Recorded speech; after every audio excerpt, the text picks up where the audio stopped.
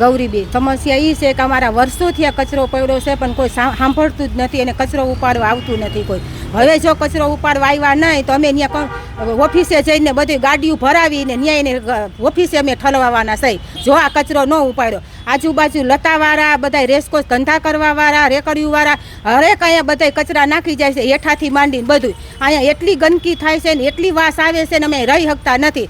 અમારા છોકરા માંદા થઈ ગયા છે, બધાને મેલેરિયા ઝેરી ડેન્ગ્યુ બધું થઈ ગયું છે. હવે અમારે કરવું શું? આમાં સાંભળતા નથી. તો હવે અમે આજ કરશું કે બધોય કચરો ગાડી ભરાવી અને ત્યાં અમે ઢગલા કરાવશે તો એને ખબર પડે કે આ કચરામાં એ આવે તો મોઢે ડૂચા ભરાવીને હાલે. તો અમારે અહીંયા અમે કેમ રહી શકતા ઈશું? તો એને જોવાય કે નહીં કાંઈ મત દેવાનું બધું ત્યારે કેમ બધાય આવે છે? ત્યારે જરૂર હોય ત્યારે બધાય તોરાતોરી કરે, બેલિયું ખખડાવે અને અત્યારે જોતા નથી કોઈ કે આટલો કચરો ના ચોકમાં મેન ચોકમાં છે કહેવાય છે રેસકોર્સનો ને આટલો કચરાના ઢગલા જોતા જાય છે ને હાઈલા જાય છે તો ખબર ન પડે કે આટલો કચરો આપણે અહીંથી ઉપરાવી એમ આ લોકો રહી નહીં શકતા હોય પબ્લિક એમ.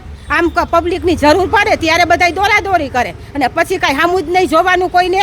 એહસાન બી ચૌહાણ, ભાઈ અમારા વોર્ડમાં બહુ તકલીફ છે. આટલા બધા બૈરાઓ રહે છે, રોજની રજૂઆત કરે છે, કોર્પોરેટરને વાત કરે છે. 4 કોર્પોરેટર બિચારા ફોન કરે છે, સાંભળતા નથી, ફોન ઉપાડતા નથી. બીજામાંથી ફોન કરે તોય ઉપાડતા નથી. અમુક ફોન ઉપાડે તો કે હા પહોંચી જશું, આવી જશું. હવે આ લોકો જો જ્યારે આટલું બધું કંટાળી ગયા છે ને તો હવે એ છે ને હોસ્પિટલેની આવો બધો કચરો છે ને ગંધાઈ છે ને એ બધો લઈને ફેંકવા જશે ત્યાં. એવો નિર્ણય કર્યો છે. બધે સાથે મળી અને ટેન્કર ભરી અને મ્યુનિસિપાલિટીએ જઈને ફેંકશું અને 4 કોર્પોરેટરના ઘરની બહાર નાખશું તો એને ખબર પડે કે કેમ રહેવાય. આ કોર્પોરેટરને બહુ બોલવું છે અને મત માંગીને વયું જવું હોય તો હવે જ ખબર પડે કે 4ના ઘરે નાખી આવવાનો અને મ્યુનિસિપાલિટીમાં નાખી આવવાનો એટલે કે રહીને બતાવે. આ નિકાલ જલ્દીમાં જલ્દી થવો જોઈએ, નકર પછી અમે વધીને 5 થી 7 દિવસની અંદર શ્રાવણ મહિનો ચાલુ થાય પહેલાં અમે આ કરશું જ અને જાશું જ કોર્પોરેટર અને ત્યાં પણ હેરાન કરશું એના ઘરની બહાર જ.